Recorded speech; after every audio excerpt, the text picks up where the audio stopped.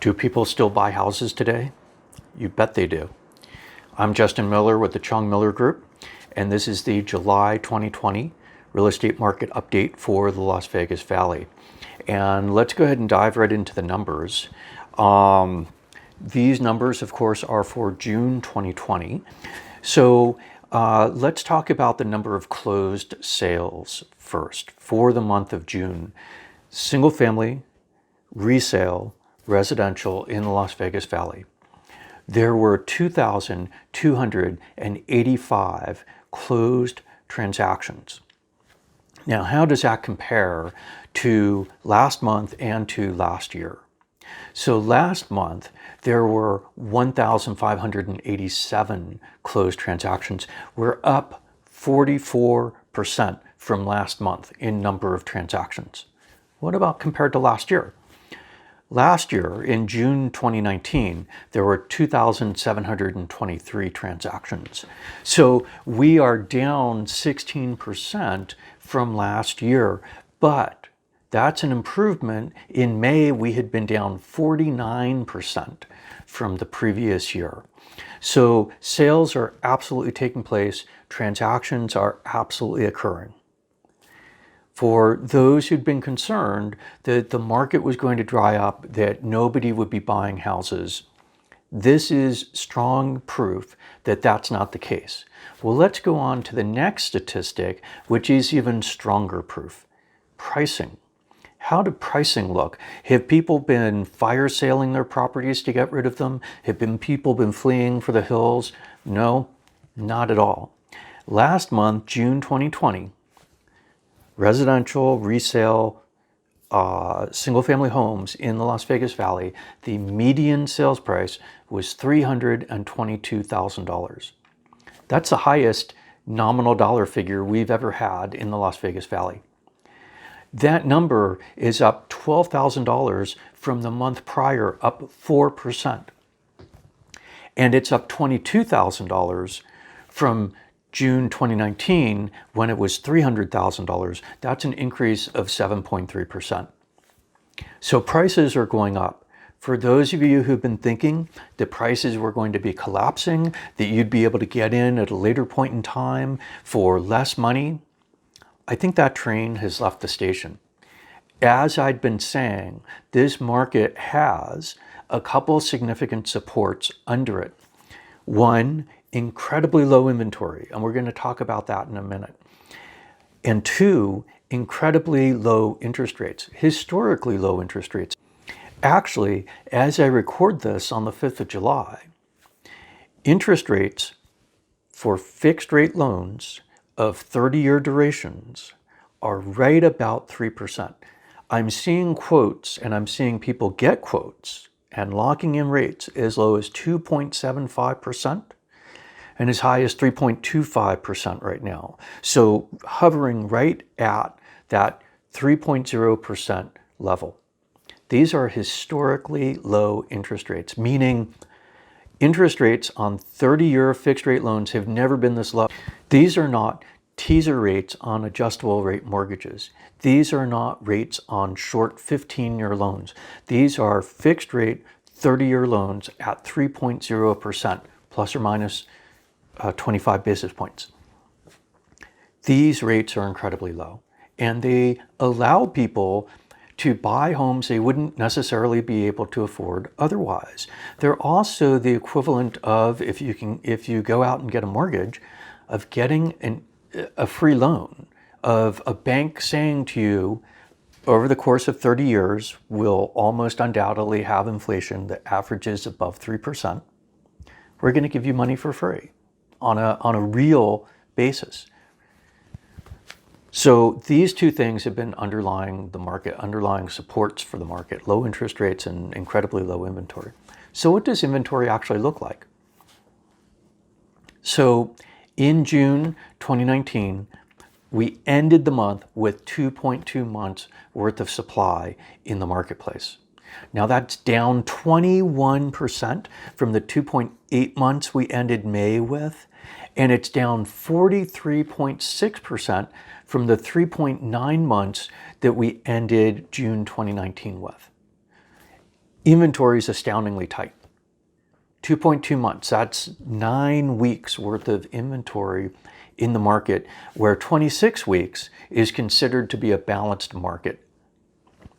We're very, very tight on inventory. Let me give it to you in a different number.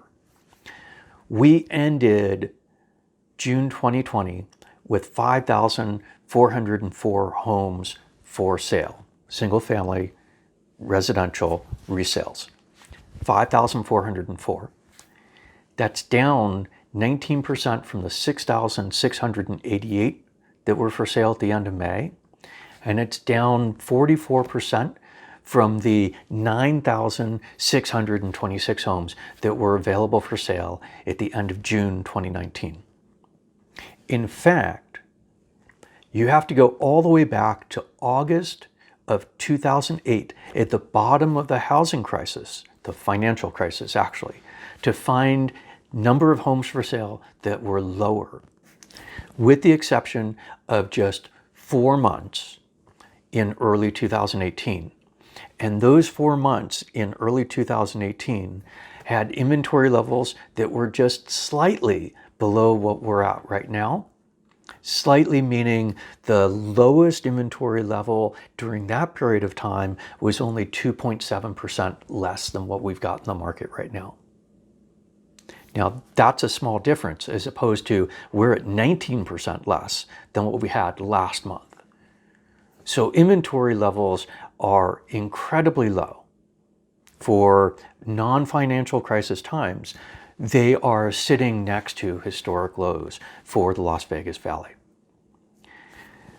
Now, something else that I don't normally report on, but is kind of interesting, and so I thought I'd share it with you. Pending home sales. At the end of June, there were single-family residential resales in signed contracts for purchase. These are not closed, so they're not sold, but rather they're pending, they're in contract. That number was 3,367. We had last month 2,285 homes sold, but another 3,367 went into contract. Now, how's that compare then to the previous month? At the end of May 2020, there were 2,402 pending home sales, meaning in contract, non-closed home sales. We're up 40% from that. At the end of June 2019, there were 2,818. We're up 19.5% from that. So it looks like activity in the marketplace is very strong. We're definitely moving up off the lows that we'd seen, and pricing information is showing very strong. Again, we're up $12,000 from last month, and we're up $22,000 year over year. So those of you who are thinking that housing prices would be collapsing or that sales would not be taking place, I'm sorry to report to you that's not what's actually happened. The housing market has weathered through, at least to date, the economic shutdown and the coronavirus pretty well. Now, why is that? Why do we see people still wanting to buy homes? Well, there are still people who want to move to Las Vegas, and they are, right? And some of those people are military and they're being redeployed to Las Vegas. Some of those people are retirees and they don't want to live where they had before. They want to come to Las Vegas. Some of those people actually have new job offers, right? There are some industries that are still growing right now, even while we have partial shutdowns in the economy. Other people are ones who've realized their existing housing is not the kind of place that they want to live in if they have to be locked at home. And maybe they want to downsize, or maybe they want to upsize, or maybe they want a yard that they can lay out in or enjoy a pool in. One person contacted us because they no longer want to have such a large mortgage payment and they want to downsize to a condo. There are a lot of reasons why people want to be moving, and in this environment, they are. So, my advice to you, if you want to be buying a home, very little inventory, take your time and look, but know pricing is strong and it's increasing. When you find a home, you're going to have to react right away and move very quickly to make sure that you actually get that into contract. We've got a client right now who was competing against 4 other offers.